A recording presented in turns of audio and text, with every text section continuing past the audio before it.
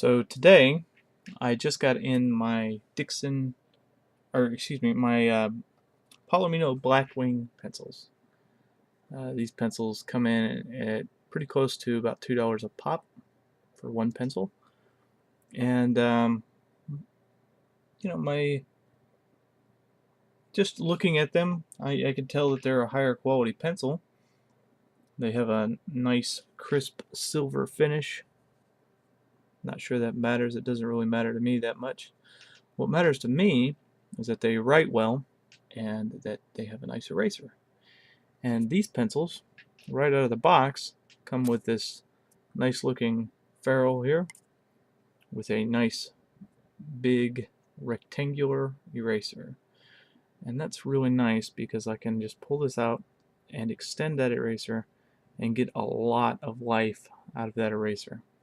And that is my biggest peeve with modern pencils as it is a non-replaceable eraser, because this is a practically new Dixon Ticonderoga, which I find to be a high quality pencil. But it is almost useless now, and the reason is because it no longer has its eraser. Now I know that I can buy little erasers to go in my stuff, but that's one more thing to lose, and I'd rather just have to keep up with a pencil. Now, being around $2 a pop, I'm not all that concerned about that. It's not really the worst thing that I could buy for $2 is not a pencil. I could buy a Coke. I could buy pack of cigarettes. I don't smoke. Frankly, don't even drink that much. So I think I can get away with this. Now, of course, the rich people out there telling me not to get avocado toast will probably frown on me buying these pencils. But, until he pays my rent, he can kiss my ass. Anyways, my first impressions of the pencil are that it writes extremely well, and I don't have to push down. This is essentially just the weight of the pencil on the paper, and it is leaving a mark. I don't know if you can see that. Looks like you can. So it is leaving a mark with just the weight of the pencil. That's the weight of the pencil right there. So if you can see that, it is definitely leaving a mark. And this is a Dixon Ticonderoga. The weight of the pencil does not leave a mark at all, actually. Nothing that I can discern anyway. So here is a decent pressure,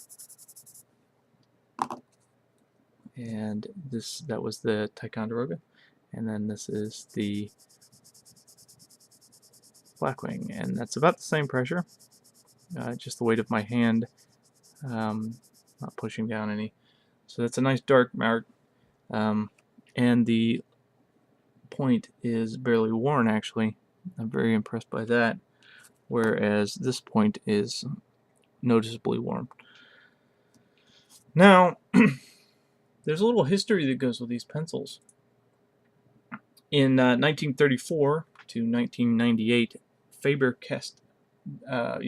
Eberhard Faber Pencil Company produced this pencil. And apparently it had a rather cult following. Animators Chuck Jones, Don Bluth, some authors, E.B. White, and several other authors, a lot of composers, a lot of playwrights, filmmakers, poets, really had a following with these pencils. They really swore by these pencils. So when they discontinued these in 1998, there was people paying upwards of $40 to $80 for old stock pencils, for used pencils no less. So they used to buy these on auction sites. Well, in 2008, California Cedar Products bought the Blackwing pencil brand and reintroduced the Blackwing 602 under its Palomino division, and they reintroduced it in 2011. So it's it hasn't been back around for very long. Originally, it was launched exclusively on pencils.com. I don't know what that is. I don't really care. I'm just reading the Wikipedia page here for you. The cool thing is that a portion of all Blackwing 602 pencils sold benefits the Blackwing Foundation, which was established to support music and artist education in schools. So even though, yes, I'm paying $2 a pop, a portion of the proceeds goes to support artists. So that's really cool. Versus Ticonderoga is just a pencil. Now, that said, I really support Dixon, which is the company that makes the Ticonderoga pencil. They make several things, including this, which is a long reach pencil for drawing inside of stencils and down inside of places. So, say I wanted to make a new case for my phone, I could draw around the phone really easily. So I'm really a fan of Dixon, but as far as drafting and art goes, I found that pencil rather lacking. So when I read about this, I decided that I wanted some, and that was about 2 years ago. And somebody sent me one, and it was about halfway used up. It was actually to the P when they sent it to me. And you know what? It was a treasured pencil. It really was. It really worked very well for me. However, it no longer exists. I think it lasted me for about 5 months following that because I didn't quite understand the value of what I had received. That said, the replaceable eraser was very nice, and I actually have a pack of erasers that fit into these out in the shop. Now, I'm going to move the camera back up to where it goes, and you can proceed to continue watching this, or you can shut it off because now I'm just about to ramble a little bit, which is pretty common for me. So, buckle up. Alright, so, along with this purchase was something that has been necessary for a while. I've just been putting it off. It has been a pad of graph paper,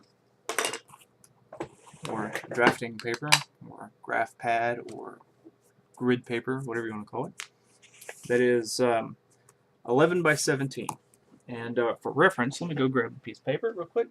Just reach over here and grab a piece. The Walmart bingo sheet. This is a standard, I think it's 8.5, 11 piece of paper. So this is why you want a larger pad, is because when you're drafting up a part or a product or a piece, having a 1-to-1 scale drawing is a really nice thing. And if you're only using a small portion of your paper, it leaves you plenty of room for notes and instructions. And currently, I have a lot of tape out in the shop, and Adam Savage on the Tested site posted a build with him and Laura Kampf that built tape dispensers. And I saw some improvements that I feel I could make to that design. And originally I was just going to do, I drew this about a month ago. I was just going to make a decorative looking tape dispenser. But I have quite a bit of tape. Now I don't have as much as Adam Savage does, so if you've watched that video and you said, wow, he's got a lot of tape, Adam Savage has enough tape that he could probably supply staples. So my design incorporates some things that are pretty important to me. To me, tape should be at eye level because it is a very commonly used thing, and I want to be able to see it. And it should be I should know when I'm out of tape. So I wanted to make a dispenser that when I flipped it up out of the way, it stayed out of the way. But unlike Adam, I don't have access to wonderful pieces of high-density polyurethane, or polyethylene, I mean, and don't really want to make a leaf spring. I don't even have a bandsaw, so cutting things, once it gets too complicated, it becomes a little bit more out of my reach.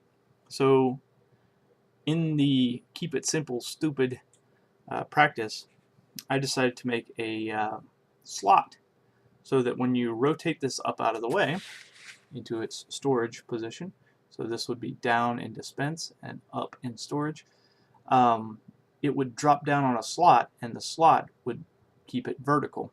So that if you write the name of the tape on the side here, when you walk in the room, you can see right away that you are missing painter's tape or duct tape or whatever. So I came up with this nice simple design with the idea that, like Adam Savage and like Laura Kampf, I would have an easy to get tape, but also have it to where I could see it a little bit better. Now, they created theirs with the idea that they could pick up the tape dispenser with about three or four rolls on it and bring it to wherever they were using it. And I kind of like that idea. So I think I'm going to build mine on a sort of a French cleat type system. Probably a little bit more simple than French cleat, though. That way I can also pick my tape dispenser up and carry it to the site and then put it out.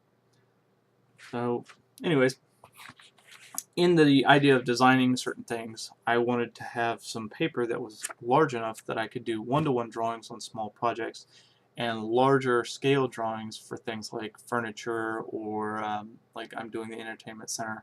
I really would like to design a nice trim for that, and so a one-to-one seems like a really good idea for me. And so yeah, that's what led to the whole purchase thing in the first place. The Palomino pencils were simply because it is Father's Day, and this is my Father's Day goodie. So much appreciation to my wife for the care and consideration she put into purchasing this for me, because I have really wanted to buy some more, and I have been putting it off for a great period of time. Anyways, I'm not plugging them, I'm not advertising for them.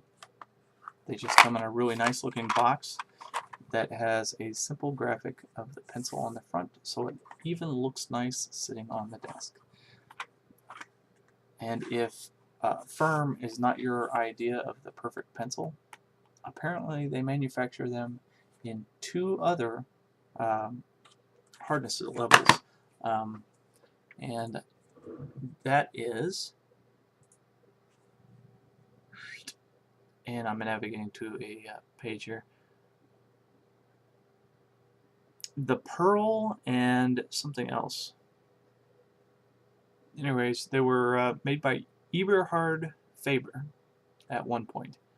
So apparently if you can come across some of those, you are in business to make some money, because even though the new 602 also has a cult following, apparently the original Eberhard is very much still in demand by some people. Anyways, that's it. I'm done. I'm looking forward to trying these out, and I may report back later to let you know how I really feel about them. I may not like them, but first impressions say that I will, because it is nice to hold, has a nice big eraser, is nice and easy to sharpen, actually smells good when you sharpen it too. It's